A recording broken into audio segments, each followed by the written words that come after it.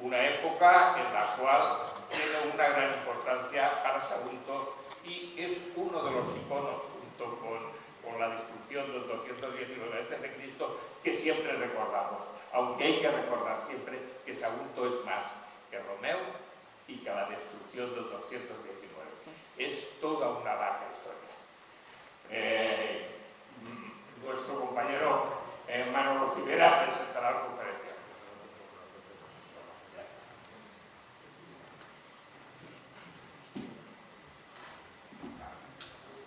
Sí, sona bé. Sona bé. Bueno, espérate. En primer lloc, Fernando Martínez Lainez és el conferenciant d'avui. És una persona que va néixer en l'any 41 a Barcelona, però ell, la seva vida professional i la seva vida, tota la cara seva, ha desenvolupat en Madrid, que és on viu. Ell viu. Abans de fer la presentació exactament de la seva obra i del motiu per el qual l'hem buscat per a que parle, ja he dit les paraules d'inici, però efectivament la guerra del francès de 1808 a 1908, de 1808 a 1814, és un període importantíssim per a Sagunt, tant en fets com en restes patrimonials.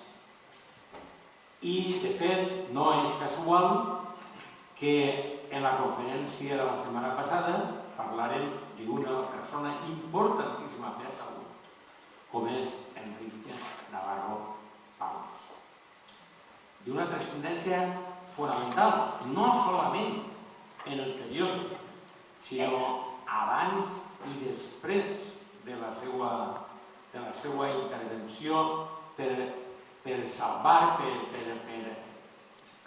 el patrimoni i per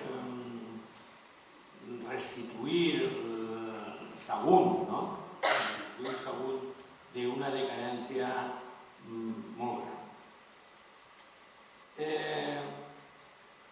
Millor va fer una excel·lent conferència, ja ho sabeu, possiblement la veu tenia que haver sigut més forta, però així m'ho teniu per a indicar-vos si realment se sent o no. Això diu Amadeu que és molt important el micro. Avui pensarem en la tercera conferència serà en l'aspecte militar i també de les estructures que deixar fonamentals, les més grans, les més importants de la guerra de la independència. I això afectarà també un especialista, que és José Luis Arcón. Per això serà la setmana que ve, el dimecres. El dimecres. No ho vull dijous perquè no tenim la casa disponible i tinguem que fer el canvi. I el dissabte farem la visita a tot el que puguem del castell, però fonamentalment a la ciutadella de Sant Ferran, a la part de dalt, a la bateria de Sant Ferran. Bé, abans de començar a dir-vos qui és Fernando Martínez Lainez, ja sabeu com està la situació del patrimoni i com està exactament la casa de Romeu, que hem d'agrair a que l'Ajuntament fora receptiu a les nostres propostes, a les propostes d'un col·lectiu de gent de Sagunt que reivindicava que aquest edifici del segle XIX se salvara i se destinara a finalitats culturals de qualsevol tipus, per exemple, de la guerra del francès, de temes abuntins, en fi, n'hi ha moltes possibilitats. Este col·lectiu de persones m'han passat una nota i per no interrompre el possible diàleg final entre Fernando i vosaltres, m'han demanat que visc, i anem a llegir. Diu, la recent adquisició de la Casa Romeu per part de l'Ajuntament de Sagunt marca un punt crucial en la seva història. És una crida urgent a l'atenció i a la cura per a preservar el llegat i transmitir-lo a les generacions del futur. El passat de la casa de Josep Romeu i Parras resplendeix en la llum de la història de Sagunt i de tota Espanya. Des de les seues parets ressonen les paraules d'un home valerós compromès en la seva pàtria i la seva gent, Josep Romeu. Va néixer en aquesta mateixa casa, en aquest mateix poble nostre, es va convertir en un heroi de la lluita contra la invasió napoleònica, un símbol de la resistència i el coratge. En el present, ara, la casa pot representar molt més que simples murs i pedres i taulells. És un recordatori tangible dels ideals de llibertat i sacrifici que inspiraren Romeu i a tants altres en temps difícils. Conservar aquest patrimoni és honrar la seva memòria i mantenir viva la seva història. El futur de la casa de Josep Romeu i Parras ha de ser un dels respectes i admiració del nostre poble. No se trata sols de restaurar un edifici, sinó de crear un espai d'aprenentatge i reflexió, un lloc on els saguntins i visitants puguen conèixer la vida i els fets d'este il·lustre saguntí, un lloc on les generacions futures puguen sentir-se inspirades pel seu exemple. L'adquisició de la casa és un pas crucial en aquest camí, ja la tenim, ja és pública. És un gest de reconeixement cap a un heroi que no ha de caure en l'oblit. No es tracta simplement d'una transacció econòmica, sinó d'un acte de gratitud cap a algú que sacrificà la seva vida, la seva pàtria, per la seva pàtria, la seva vida i la seva hisenda. No solament li robaren la documentació i els diners, tots els diners que guardava, sinó que a més, quan va ser ajusticiat a València, el 12 del 6 del 12, si no recordo mal,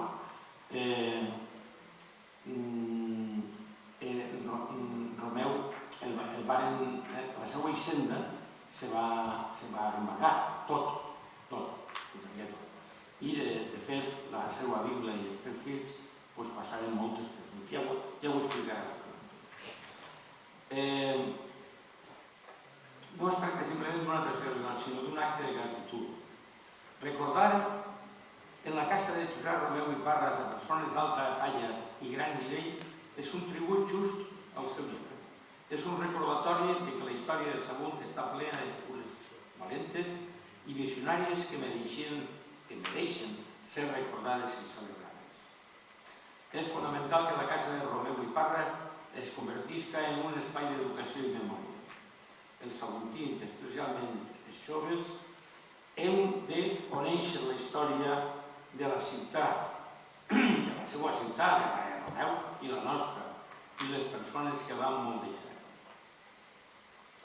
Josep Romeu i Parras no sols és un home en els llibres d'història, sinó un exemple viu del que significa defendre els ideals de llibertat i justícia.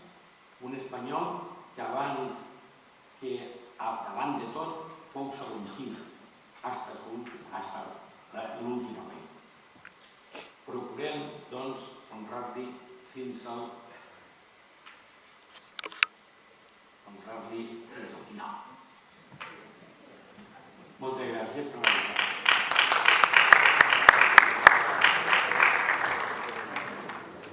Hem complit en la ciutadania i en la nostra obligació reivindicativa. Ara, vos vaig a dir 2 cosetes de Fernando Martínez. Ja us havia dit que naix en el 41 i el tenim viu i fora. Podríem dir que la seva producció té dos camps. El camp del periodisme i el camp de l'escriptor. Però el camp del periodisme i també de l'escriptor està farcit d'investigació. Possiblement jo diria que això és el seu to. Ell és doctor en Ciències de la Informació per la Universitat Complutense de Madrid. Va ser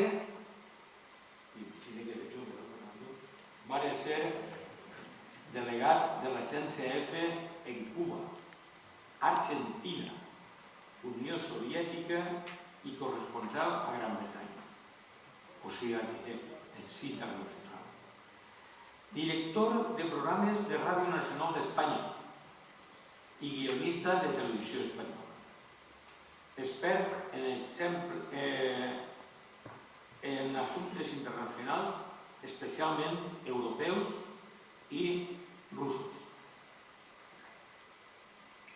Això seria el camp, imagineu-vos la seva tasca, a banda d'escriure en periòdics, de tota manera, no? Després, literàriament, és un currículum impressionant. Amb el llibre Carnet de Trueque es va convertir en una referència obligada de la novel·la negra espanyola. Ha estat finalista del Premi Planeta i del Cafè León. Ha guanyat el Premi Hamlet de novel·la policíaca i el Premi Algaba amb el llibre que me va convèncer que era ell el que havia de vindre, que vaig aconseguir, jo no el coneixia, Fernando, ho he de reconèixer, però me va arribar la seva informació per Paco Herraiz, i me va deixar el llibre, i jo dic, efectivament, este senyor és el que ha de vindre. Per què? Perquè si parlàvem d'aspectes socials i patrimonials, i al final parlarem d'aspectes militars i patrimonials, ell ens ha de parlar d'un aspecte importantíssim de la guerra de la independència, que és la guerrilla. És la guerrilla. Poques voltes ha fet això en Espanya, en segur. Una altra volta va haver una conferència en un acte dels que realitza Paco d'homenatge als que defensaren Saúl, també.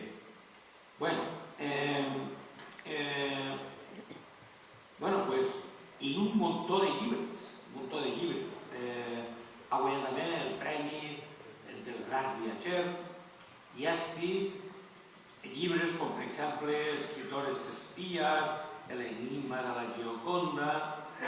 Este que vos dic és molt interessant, és un llibre com una síntesi històrica i molt ben dosificada. Ha estat coautor en altres llibres, com per exemple Tercios Españoles d'Espanya, El Gran Capitán, ha escrit Bandera Lejana, Una pica en Flandes, etc. És tot un expert en literatura, ja ho hem dit, en novel·la negra, en novel·la d'espionatge, en novel·la policíaca. Ell és president de la novel·la, no? Club Carrer, d'Intel·ligència.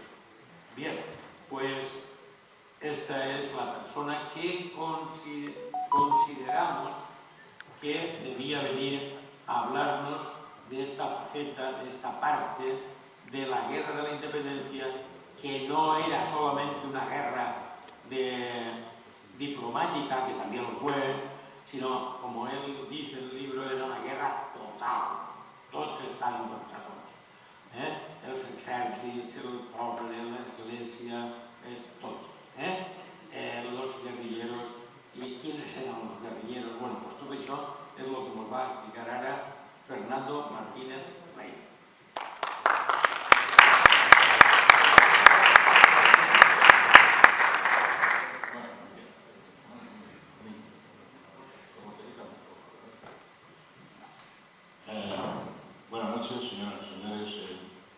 Es para mí una gran satisfacción estar hoy aquí con todos ustedes en esta histórica, por tantas cosas, ciudad de Sagunto, que es casi es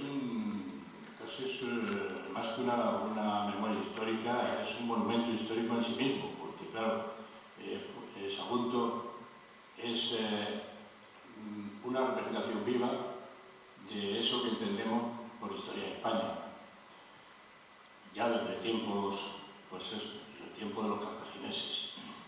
Y bueno, pues todo esto, tener aquí tan cerca este castillo, que tantas guerras,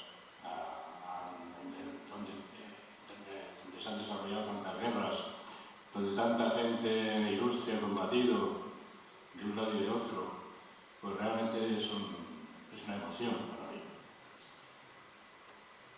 Empezaré esta charla, lógicamente, hablando de una faceta de Sagunto, que es la faceta conectada con la guerra de la independencia. La guerra más brutal que ha tenido España con diferencia.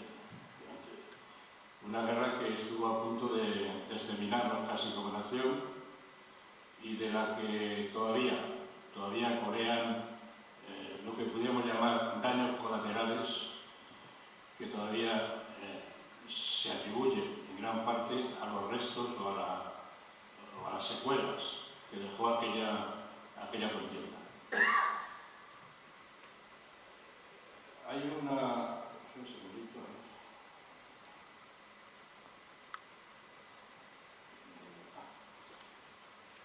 Lógicamente, al hablar de la Gran Independencia y estar aquí en Sagunto, no podría dejar de mencionar la figura de José Romero. Encabezaba yo la charla esta diciendo calificando a Romero del mártir de la causa. Y es verdad, porque es una figura, sobre todo, para mí, un mártir. Mártir porque perdió su hacienda, perdió su familia y últimamente perdió lo más que podía dar, que es la vida. O sea que lo perdió, en realidad lo perdió todo, ¿no? Y todo por la causa que él defendía últimamente. Así que empezaré recordando, ligado a la figura de Romero, que la guerra de la independencia fue una guerra total, que llamaríamos total, en la cual los guerrilleros representaron la esencia del pueblo en armas. Jamás exterminados, fueron la pesadilla constante del invasor. Y ellos mantuvieron encendida la lucha una vez que los ejércitos regulares fueron derrotados repetidamente en campo abierto. La realidad es que cuanto mayores eran los reveses militares, más dispuestos a resistir con las armas estaban los patriotas, y cuanto más terreno ganaban los franceses, más peligrosa se hacía su situación, ya que debían multiplicar sus efectivos para asegurar su retaguardia. Estamos hablando de efectivos muy numerosos. Aquí llegó a haber, en la guerra, casi 500.000 soldados franceses a lo largo de toda la guerra. O sea que no se trataba de una brigada o de una división. Aquí llegó a haber casi 500.000 de soldados franceses durante 6 años. Como digo, cuanto más terreno ganaban los franceses, más peligrosa se hacía la situación. La lucha guerrillera fue, en resumidas cuentas, un alzamiento desesperado, donde cada casa podía ser una trinchera y los hogares destruidos hacían perder a los combatientes el comportamiento, ese comportamiento que a veces se llama honorable, de acuerdo con las reglas convencionales de la guerra. En esta guerra solo hubo una división esencial: los que se oponían al invasor y los que lo aceptaban, es decir, los que luego se llamarían los afrancesados. Fue, como digo, la primera guerra total de la historia contemporánea, anticipando en más de 2 siglos las guerras de liberación que surgieron después en países como Argelia, Vietnam o Afganistán. Fue una forma de guerrear verdaderamente moderna, inspirada en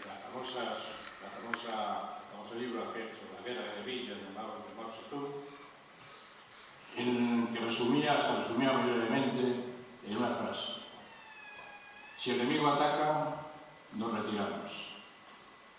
Si el enemigo se estanca, se detiene, nosotros le hostigamos. Y si el enemigo se retira, lo perseguimos. Ahí, en esa sencilla frase, está prácticamente resumida toda la doctrina de la guerra de guerrillas.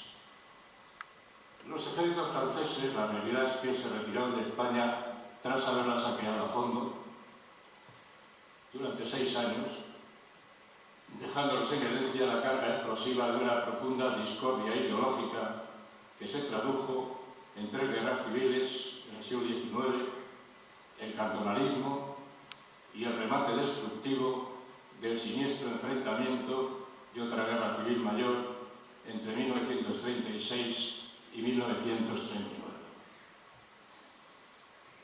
La guerra de la independencia es el conflicto donde más españoles perdieron la vida en términos relativos. La destrucción material, los saqueos, la rapiña del invasor dejaron huellas de larga duración y profundo impacto en nuestra economía y patrimonio. A esto se añade la pérdida del Imperio Español, el Español América, inducida y acelerada por la invasión, que supuso un desastre para nuestros intereses nacionales. Prácticamente nos eliminó como potencia en Europa a partir de las independencias hispanoamericanas. Y con eso, los ideales ilustrados de la Revolución, que ya compartían muchos españoles antes de que Napoleón invadiera España, quedaron atascados y quedaron rechazados en la brutalidad de la guerra contra los invasores. Así que para España el resultado de esta guerra fue catastrófico. Destruyó la evolución natural de una España ilustrada que existía y del liberalismo político que permitió progresar a otras naciones de Europa y además provocó, como digo, la pérdida de los territorios americanos. De golpe, prácticamente, se perdió todo un imperio que había durado más de 300 años.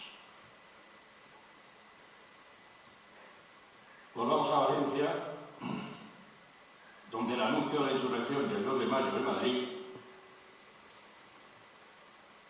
se produce, como saben ustedes, los sucesos del 2 de mayo, que ya creo que están en la mente de todos.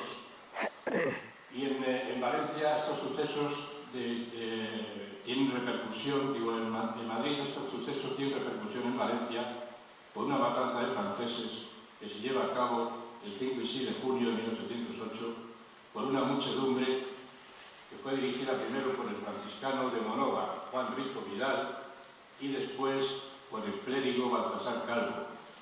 Baltasar Calvo era un jesuita de la Basílica de San Isidro de Madrid. Más de 300 civiles franceses, refugiados en la ciudadela de Valencia, perecieron, y unos días después fueron masacradas otras 200 personas de origen francés y también valencianas tachadas de afrancesadas. Entre ellas, por ejemplo, el barón de Albalat, que dicen que era odiado popularmente por su carácter despótico. Baltasar Calvo, jesuita que hemos hecho referencia, fugado a Mallorca por desavenencias por los alzados, terminó condenado a garrote y ajusticiado. Con él perecieron también otros 200 exaltados de las jornadas anteriores. Con todo este barullo, digamos, una junta patriótica consigue restablecer el orden público y preparar la resistencia contra los 800 hombres del ejército del mariscal Moncey, que estaba dispuesto a entrar en la capital valenciana para aplastar el alzamiento. Moncey disponía de unos 800 hombres y pensaba que sería un paseo militar ocupar Valencia. Por eso eligió incluso el camino más corto, desde Madrid, a través de Cuenca, por el paso de Cabrillas. Y cuando el 28 de junio llegan los franceses a las puertas de la ciudad, estaba abarrotada de huertanos y labriegos que habían huido de los pueblos vecinos, la multitud rechazó la rendición que el mariscal francés proponía. El pueblo de Valencia prefiere la muerte a entregarse, fue la respuesta en líneas generales. Tras 7 horas de intensos combates, intentando tomar Valencia, los franceses sufrieron graves pérdidas. Y Moncey, el mariscal Moncey, al ver que una división valenciano-murciana amenazaba su retaguardia, decide retirarse a Madrid por la ruta de Almansa. Ya por entonces la Junta Suprema había dictaminado una reglamentación sobre la guerrilla llamada reglamentación de partidas y cuadrillas. Hay que diferenciar entre partidas y cuadrillas. Las partidas estaban al mando de un alférez, podían estar al mando de un alférez, y las constituían unos 50 hombres a caballo y otros tantos de a pie. A todas estas partidas se les asignaba un sueldo para mantenerse y la Real Hacienda les proporcionaba las armas y la munición. Como acicate, las partidas tenían derecho a quedarse con el botín conseguido en acciones contra los franceses. Es decir, venían a ser una especie de corsarios, que llamaríamos corsarios en el mar. Las cuadrillas eran otra cosa. Las integraban contrabandistas o gente que tenían deudas con la justicia, que obtenían el perdón de sus delitos combatiendo en la guerra. Los jefes de cuadrilla no tenían graduación, no eran militares, pero recibían el mismo sueldo que los mandos de las partidas, que en muchos casos, como he dicho antes, sí estaban constituidas por militares. Valencia permaneció así en manos españolas hasta que el mariscal Suchet, tras tomar Tarragona en la primavera de 1811, con un ejército de 82.000 hombres, emprendió la invasión del país valenciano, de nuevo, dispuesto a conquistar a toda costa la capital.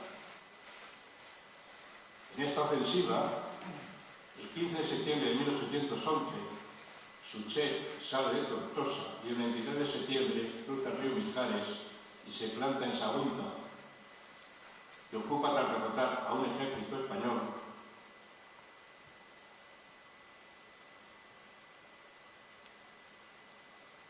que mandaba el teniente general Blake. Este ejército se retira a Valencia con los supervivientes. En esta batalla de Sagunto, que se produce el 25 de octubre de 1811, el nombre de Suchet entra y con el general Hebert acampa en las cercanías de Valencia. Esperaba que la ciudad se rindiera, pero al ver que no había rendición, se dirigió a Cataluña, donde los franceses conquistaron Lérida, Tortosa y Tarragona. Entretanto, a principios de 1811, dada la importancia estratégica de Sagunto para el avance de los franceses desde Cataluña y Aragón hacia Valencia, se emprendieron obras de fortificación de la muralla y el castillo, de las que seguramente nos podrá hablar mucho más, mejor, los expertos que aquí tenemos de la historia saguntina. Como digo, después de estas obras de fortificación, el 25 de agosto, Suchet recibe en Aragón la orden de invadir el reino de Valencia. Voy a hablar un poco a grandes rasgos, porque si no, nos liamos. En septiembre los franceses entran en Villarreal, estamos hablando de 1812, el general Joaquín Blanc, entonces al frente del segundo ejército español, que tiene su cuartel general en Sagunto, se retira a Valencia, dejando una pequeña guarnición para la defensa de la plaza, y se le unen 5 batallones del coronel Luis María Andriani, nombrado gobernador de la plaza. Poco después, los franceses llegan a Sagunto y rodean el cerro del castillo, dando comienzo al sitio, que era obligatorio, era necesario para conquistar después Valencia, inmediatamente. Los franceses atacan el castillo con un gran despliegue artillero, fracasan en repetidos asaltos, pero tras más de un mes de asedio, la situación de los defensores españoles estuvieron en esta batalla unos 1.000 muertos y heridos y más de 4.500 prisioneros. 2 de ellos eran generales y además perdieron 12 cañones. Pero las bajas francesas también fueron importantes, unos 1.800 entre muertos y heridos. El gobernador del castillo, de Sagunto, Andriani, aceptó la rendición el 26 de octubre de los 2.571 hombres que defendían la fortaleza saguntina, y Suchet pudo entonces proseguir su marcha para conquistar Valencia, intentar conquistar Valencia por segunda vez. Los franceses para esta nueva ofensiva reciben refuerzos que les envía el propio Napoleón, y el mariscal Suchet pone sitio otra vez a Valencia, que se rinde, esta vez sí, el 8 de enero de 1812, y proporciona a los franceses un inmenso botín de guerra. Al día siguiente de la rendición, los valencianos fueron desarmados y muchos de ellos conducidos presos a Francia, una medida que se extendió a unos 1.500 frailes que había en la ciudad. Algunos de estos frailes fueron fusilados, igual que unos 200 prisioneros enviados desde Segorbe a Teruel, que quedaron rezagados por el cansancio. Por esa victoria, Napoleón concedió a Suchet el título de Duque de la Albufera y la posesión de esta laguna, de la laguna de la Albufera. Poco después de la caída de Valencia, los franceses tomaron también Denia y la fortaleza de Peñíscola, cuyo gobernador, Pedro García Navarro, se pasó a las filas francesas a cambio de dinero. Pero entonces la ocupación de Valencia disparó la actividad de las guerrillas en el campo y surgieron jefes de partida como, aparte de José Romeu sobre todo, jefes de partida como Fray Asensio Nebot o Jaime el Lagur. El fraile Nebot había nacido en Nules y se exclaustró de un convento franciscano de Villarreal. Su teatro de operaciones fue el triángulo Sagunto-Peñíscola-Tortosa. Los franceses llegaron a ofrecer 1.000 duros por la cabeza de Asensio y 800 por la de cualquier otro jefe de cuadrilla guerrillero. Se puede imaginar que 1.000 duros en aquella época era una cantidad fabulosa. El fraile contestó a los franceses ofreciendo 2 céntimos de recompensa por el general si se lo entregaban vivo y solo 1 céntimo de recompensa si se lo entregaban muerto. Asensio Nebot, el fraile, llegó a tener a sus órdenes más de 4.000 hombres. Estableció oficinas de recaudación de impuestos en los pueblos, dispuso de talleres de armamento, almacenes de provisiones y sastrerías de vestuario militar e instaló ayuntamientos antifranceses. Escapando continuamente de la persecución francesa, la figura del fraile empezó a adquirir resonancias míticas en las sierras de Castellón, el Maestrazgo y Teruel. Al comenzar el año 1813, las partidas de Asensio tenían sitiada Morella y el 14 de enero de ese mismo año estuvo a punto de ser capturado en Villafranca. Los franceses siguieron persiguiéndole con saña, fusilando a cualquier paisano que le ayudara. La acción más destacada de Nebot fue la toma de Morella el 18 de mayo de 1813, que tuvo que abandonar pronto ante la llegada de una columna móvil francesa, pero que recuperó el 20 de julio, cuando entró en la ciudad con 3.000 guerrilleros. Finalmente, tras haber abandonado a los franceses la ciudad de Castellón, entró en ella el fraile Asensio Nebot con unos 6.000 hombres y siguió arreciando sus ataques contra los franceses que permanecían encerrados en el castillo de Morella, hasta que los enemigos se rindieron definitivamente el 20 de octubre. Cuando los franceses abandonan Valencia definitivamente, el fraile guerrillero se dedicó a imponer ayuntamientos constitucionales en todas las poblaciones de su demarcación. Es decir, el fraile tenía tendencias, como digo, constitucionales. No olvidemos que la Constitución de Cádiz ya había sido proclamada en 1812, en plena guerra de la independencia. Y esto ya hizo que pronto empezaran a surgir las desavenencias, la inquina esta entre los absolutistas y los constitucionalistas, entre los mismos guerrilleros. Llegamos así al más famoso de los guerrilleros de la región valenciana, el ya mencionado José Francisco Romeu y Parras, que llegaría a ser comandante de los batallones de la milicia urbana de Cheste y Chiva, y es un ejemplo notorio de patriota que, disfrutando de buena posición económica y un entorno familiar feliz, lo abandonó todo para combatir a los invasores franceses. Romeu nació el 26 de enero de 1778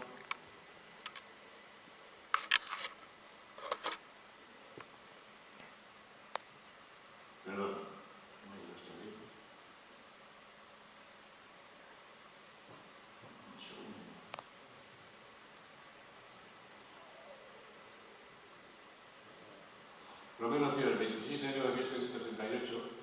Los datos, lógicamente, los estoy sacando en la tableta y a veces parece que se extravió. Bueno, como digo, 1778 es Murviedro, que es, como saben ustedes, la antigua denominación del actual Sagunto en otras épocas, y era primogénito del matrimonio formado por José Romeu y Mates y Francisca Parras y Casasús. El padre era oriundo de Sitges y tenía negocios de exportación de vinos en la zona de Orán, en Argelia. Terminó sus días, el padre de Romeu, como real abastecedor de víveres y vinos para el ejército. Carlos IV lo nombró vicecónsul honorario del rey de Sicilia, un nombramiento que le dio también el título de teniente de caballería de la milicia del Cuerpo de Voluntarios Honrados, llamado también luego Tercio Saguntino. El hijo, José Francisco, el héroe de nuestra historia, se casó en 1800 con una joven andaluza de San Roque, en Cádiz, y una vez fallecido su padre, continuó con los negocios familiares. En 1808, el matrimonio tenía 3 hijos, un niño de 4 años y 2 niñas más pequeñas.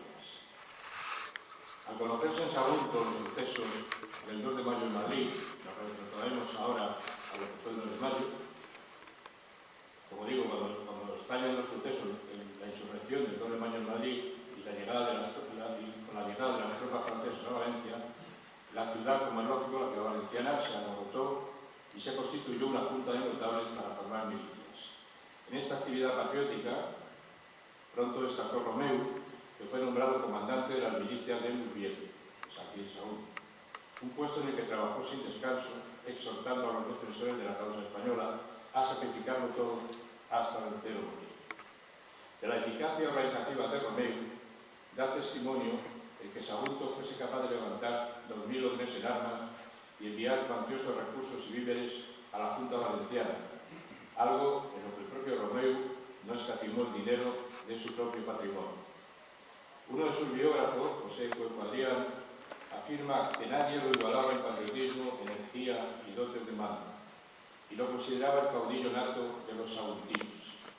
Vicente Blasco Ibáñez, escritor, describe físicamente a Romeu, diciendo de él que sus ojos negros y rasgados reflejaban una mirada dulce y apacible que delataba una tranquilidad de ánimo, o si se quiere, una frialdad calculadora. Pocos días después del levantamiento del 2 de mayo en Madrid, ya está Romeu recorriendo los pueblos y convocando a todos a la lucha a muerte contra los invasores. Su discurso inflamado reúne en Sagunto a voluntarios de la Val de Segó, Almenara, Canet de Berenguer, Massatel, Massamaré, Pola de Farnals, Náquera, Serra, disponiéndolos al combate. Mientras tanto reciben vestuario y armamento y se adiestran en la instrucción a las órdenes de mandos improvisados. Cuando llega la hora de marchar para socorrer Valencia, Romeu les dirige una arenga que luego será famosa.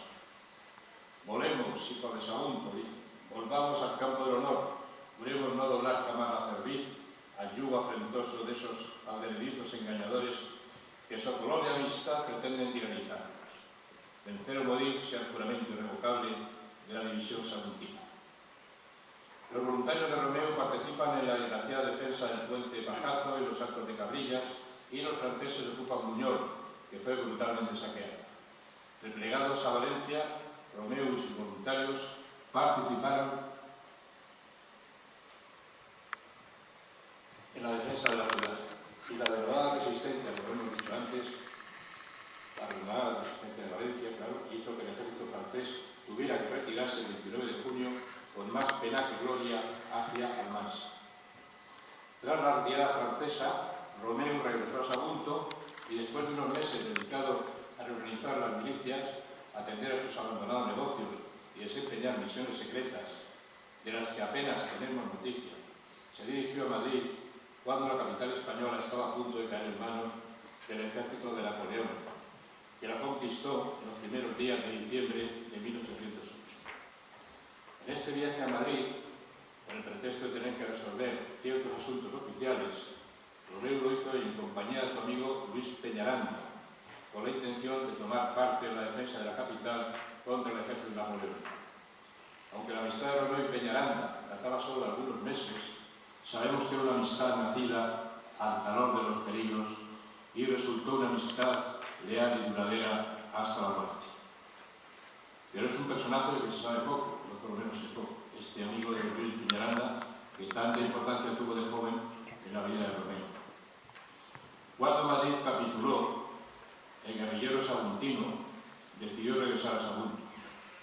Ya estaba vencido como patriota y casi arruinado como hombre de negocios.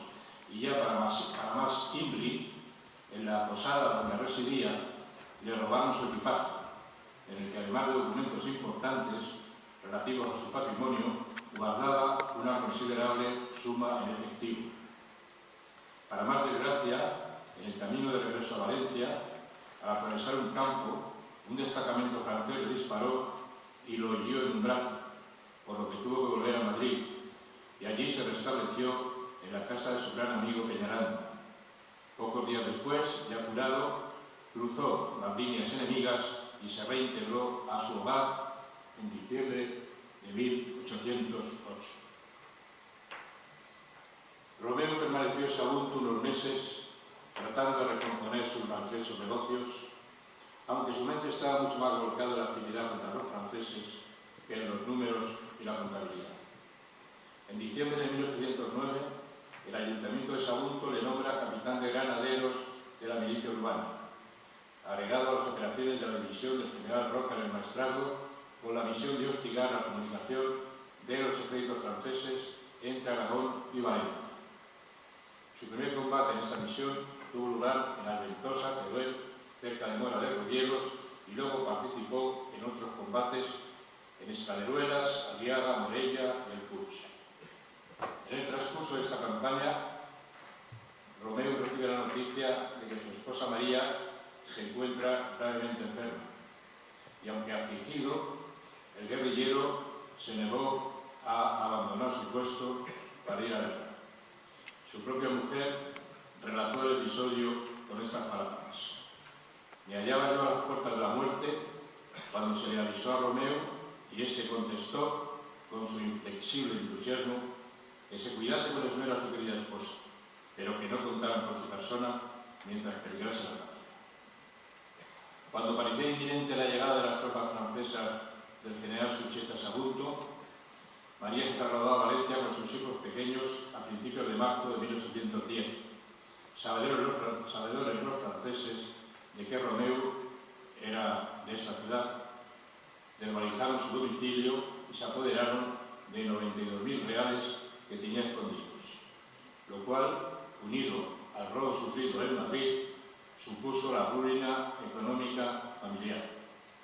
Al conocer el despojo, Romeu reaccionó con estas palabras: si la patria se salva, nada me causa dolor, y si contra toda esperanza triunfa el tirano, nos sepultaremos bajo las ruinas, y entonces, ¿para qué quiero las riquezas?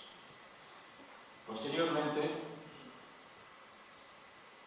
María y sus hijos buscaron refugio en un apartado lugar situado en una heredad familiar junto al sitio conocido como la Fuente de la Ribera, que popularmente era llamado el Secà de Romeu.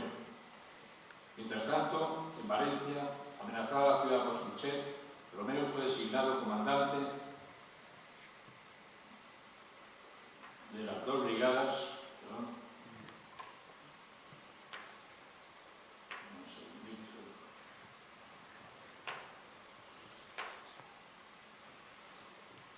comandante de los dos batallones de milicia de Chiva y Cheste que formaban el 5º Cuerpo Saguntino. Fue un nombramiento que fue confirmado el 1 de septiembre de 1811, una fecha en la que también fue ascendido a teniente coronel. Un mes más tarde sufre un revés combatiendo en Ribarroja y en 1812 tiene que desplazarse con sus guerrilleros huyendo hacia Alicante. El 9 de enero de 1812, como ya hemos dicho, Valencia es ocupada después de que la artillería francesa incendiara el Palacio Arzobispal y destruyera la biblioteca de la universidad. Parece seguro que Romeu participó en la defensa de la ciudad y cuando estuvo seguro de que iba a producirse la capitulación, escapó a Alicante con un grupo de sus hombres que, para pasar inadvertido, huyeron por caminos distintos. Una vez en Alicante,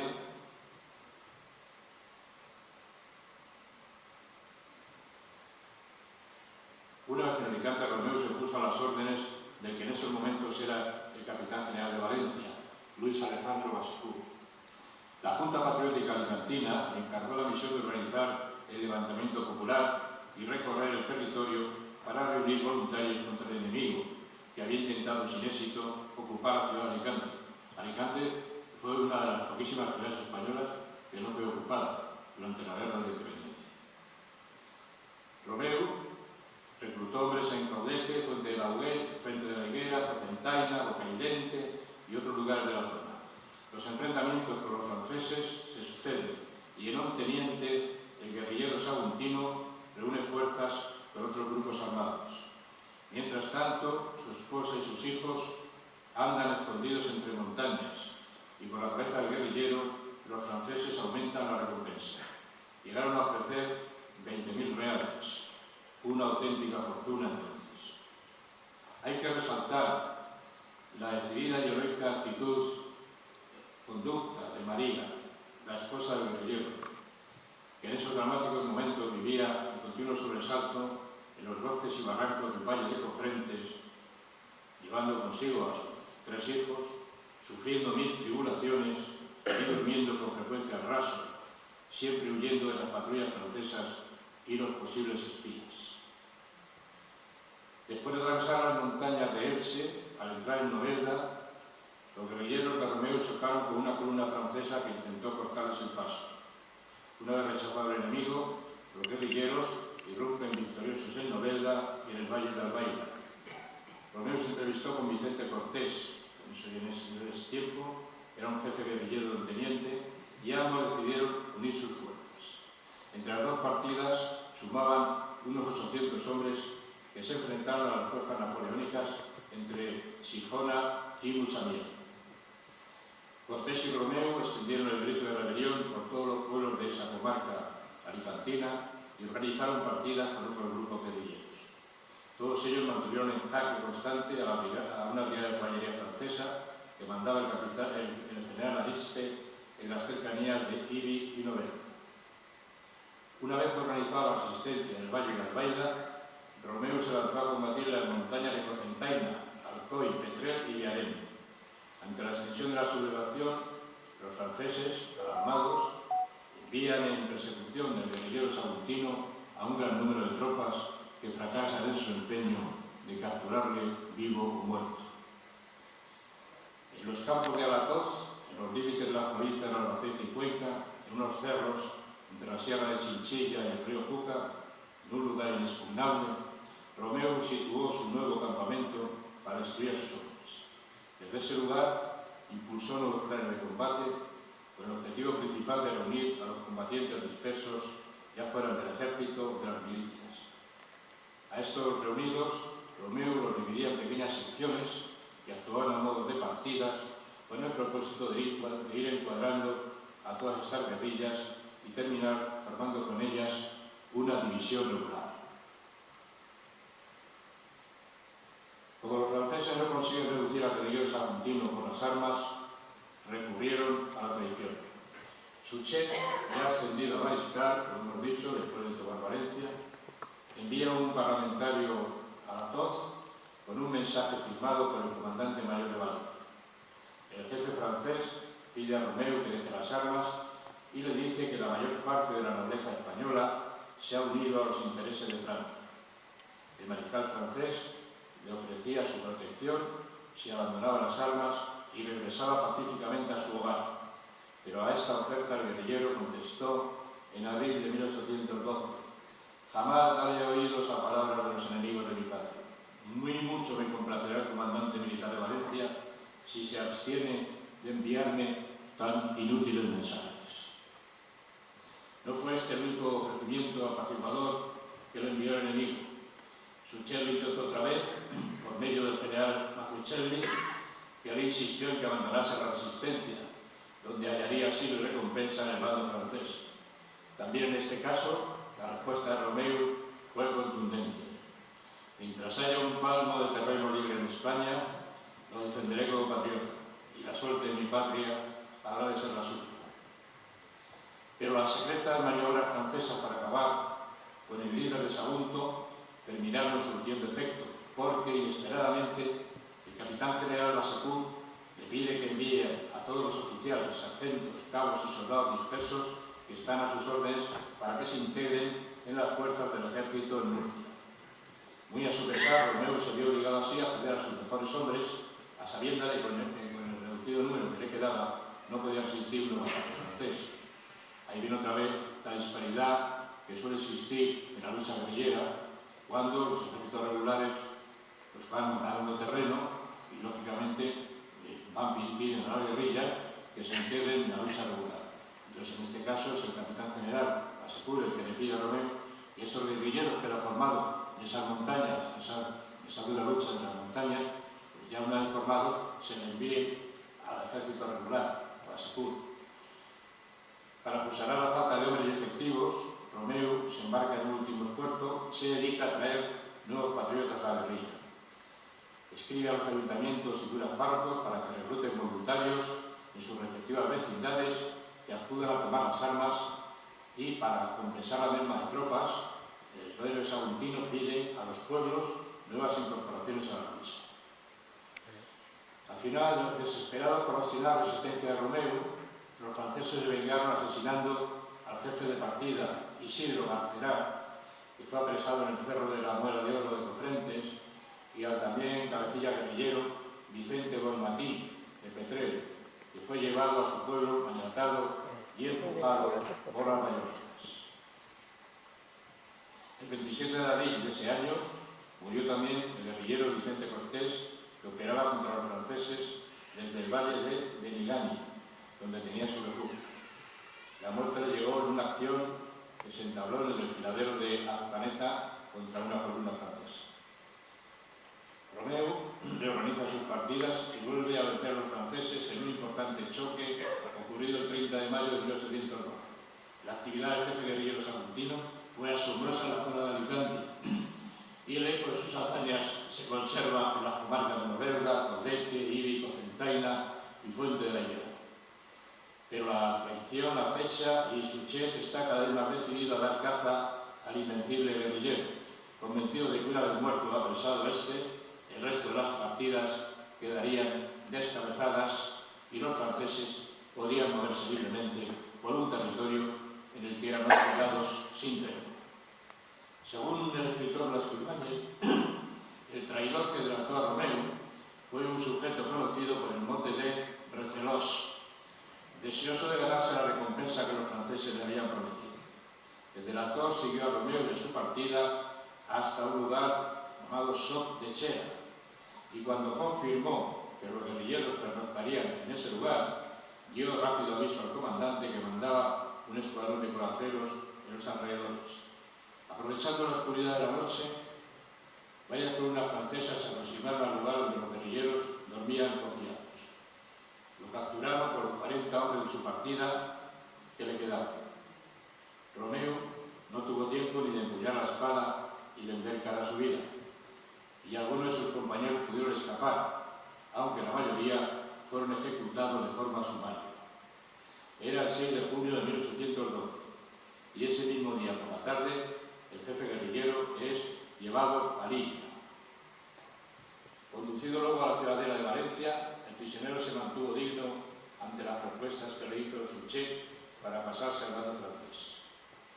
Digo usted al general, respondió, que Romeu es un español, y un español que ha nacido en Saúl.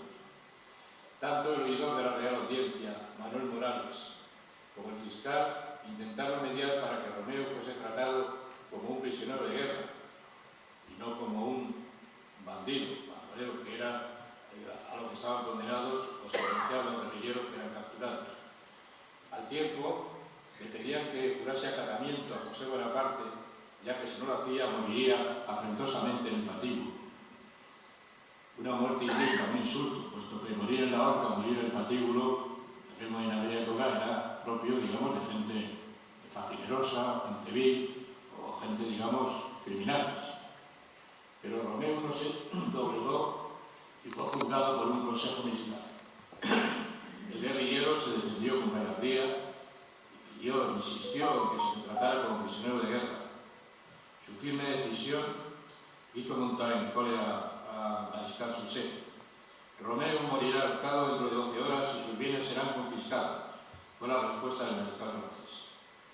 El día 11 de junio, el Consejo Militar dictó sentencia de muerte en la horca, que se ejecutó al día siguiente, seguida de la confiscación de todos los bienes de Romeu. Poco antes de entrar en capilla, Suchet ordenó a uno de sus ayudantes que hiciese un último intento de convencer a Romeu para que prestase su adhesión a Bonaparte. Lo que se exige de usted, mariscal, llegó a decir el emisario, es que lo haga, que diga que aceptas someterse a José Bonaparte, aun cuando en su interior sienta lo contrario, decía el emisario, pues de no hacerlo así, va usted a morir entre los muy pocos momentos en un patíbulo afrentoso. Romeu, al oír esto, replicó con voz firme: no mentirá Romeu, Romeu no sabe mentir. 1000 veces moriré antes que ser traidor, mi querida madre. Poco antes de que se cumpliera la sentencia, Romeu escribió desde la cárcel un último escrito dirigido al oidor Morales y al fiscal de la audiencia. Ningún miedo me causa este cadalso que me tienen preparado, si no juro a José I, pero no lo reconoceré, y 1000 vidas que tuviera las perdería gustosísimo combatiendo a quienes están asesinando mi patria. Adiós, amigos míos, hasta la eternidad. A las 12 de la mañana del día 12 de junio de 1912, Romeu emprendió desde la cárcel de San Narciso el camino a la plaza del mercado donde se levantaba el cadalso. Cuando llegó al pie del patíbulo, se acercó al sacerdote, que lo acompañó en sus últimos momentos y lo abrazó, al tiempo que enviaba un último abrazo a su esposa y sus hijos. Una vez en el cadalso, Romeu animó a los pocos de sus paisanos que presenciaban la ejecución, exhortándoles a que se mantuvieran firmes en la defensa de la patria, y junto a él murieron también su criado José Lino Antón y el guerrillero Gabriel Jiménez de Monóvar. Tras la ejecución, perdida toda su fortuna y confiscados sus bienes, la viuda de Romeu y sus hijos pasaron por una situación de desamparo angustiosa y tuvieron que mendigar para poder comer. Su mujer María regresó a Valencia, donde tuvo que mantener a sus hijos con el trabajo de sus manos, ya que sus alhajas, documentos y ropajes habían caído en manos de sus enemigos. Para resumir, terminando ya, diremos que Romeu es un personaje maltratado por la posteridad. Sus hazañas en el resto de España, la verdad es que se van perdiendo. Recuerdo de sus hazañas. Pero fue un líder natural y carismático, capaz de levantar la moral de un pueblo oprimido y conseguir que hombres y mujeres, estudiantes y frailes, pastores y campesinos, lo dejaran todo para sumarse a la batalla. Romeu sabía arengar al pueblo y despertar la fe en la victoria de un país invadido, al frente de una tropa de hombres desesperados, sin desfallecer jamás. El odio hacia los franceses había prendido en el ánimo de los españoles y Romeu lo que hizo fue encauzar ese odio con una orografía muy favorable a la táctica guerrillera para ir socavando poco a poco la moral del enemigo. Los pastores, los campesinos, los mercaderes, los frailes sacrificados, las cosechas quemadas. Los españoles lo destruían todo para que los franceses no pudieran comer, ni beber, ni siquiera descansar. Es lo que hemos dicho antes, cuando hemos mencionado lo de la guerra total. Los cofrades de la Virgen de los Desamparados acompañaron a los restos de Romeu hasta el barranco de Carraixet, donde fueron arrojados a una fosa común. Tenía tan solo 34 años de edad. Estos cofrades recogieron sus restos y el de sus compañeros y los trasladaron al cementerio, un cementerio de Carraixet junto a Tabernes Blancas. Dicen que, de todas maneras, aunque hubo misas, estos restos los restos de Romeu no pudieron ser hallados porque estaban en la fosa común, y aunque encontraron los huesos, digamos, de los que habían muerto allí, no pudieron identificar los de Romeu. Por lo cual, Romeu se quedó para siempre en la fosa común y sus restos, como digo, siguen sin ser a estas alturas identificados. El héroe de guerrillero, José Romeu, se convirtió en una figura legendaria. Su nombre fue de boca en boca. La regente María Cristina accedió a crear en 1888 el condado de Sagunto, que le fue concedido al nieto de Romeu, y hasta Vicente Blasco Ibáñez le dedicó un libro titulado Por la Patria. Para terminar, diremos que Romeu es un personaje que representa las mejores virtudes de España y merece ser recordado y respetado y celebrado por ello.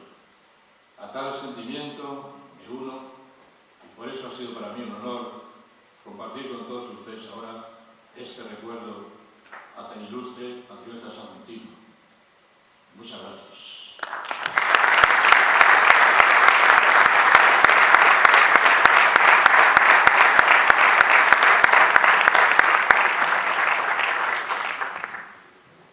Sí, por supuesto, les agradezco mucho su presencia aquí de nuevo y estoy abierto a cualquier sugerencia, pregunta o duda que pueda resolver.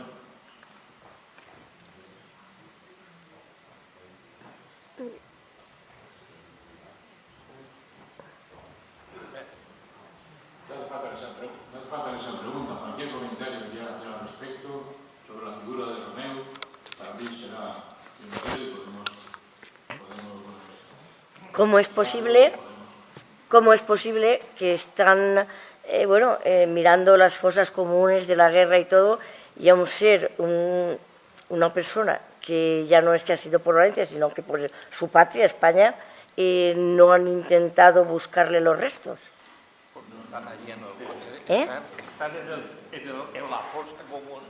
No había Ya. ADN. Pero también a tres foses, también entre tantes. No, ya. Ya. Sí, Ya le hemos contestado. sí. Más preguntas. Más preguntas. Preguntas cortas, rápidas. Ismael. Allá, ves. Uy, no lo estás. Amadeu.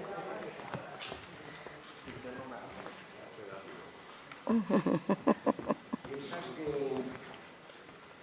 Romeu muerto, su muerte... No se oye nada. A mí menos. Romeu